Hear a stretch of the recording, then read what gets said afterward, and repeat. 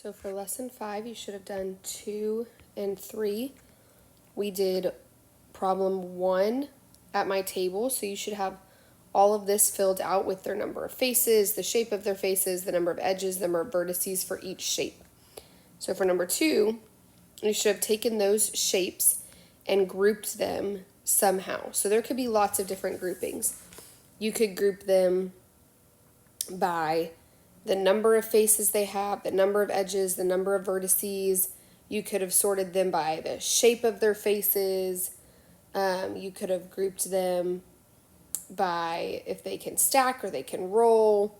So as long as you used these words, face, edge, and vertex or vertices, in your group names, it's fine. So an example could be,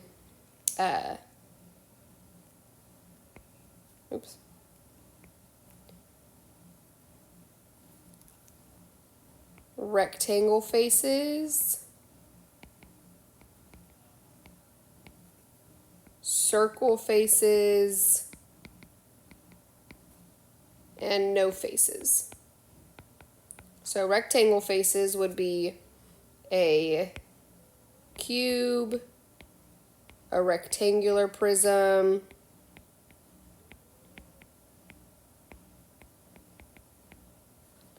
or a triangular prism.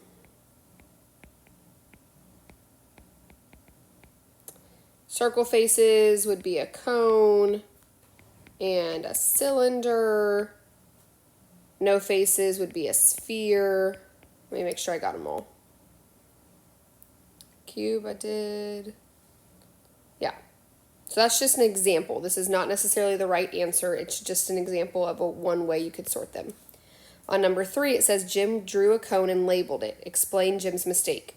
So he says this is an edge, and he says this is a vertex. So his mistake would be saying that this is an edge. So cones don't have edges because edges are straight. And a cone does not have a straight edge. So that would be his mistake. And then we've talked about how this is a special vertex called an apex. So as long as you said something about his mistake being that this is an edge, then you are correct, because that is the mistake.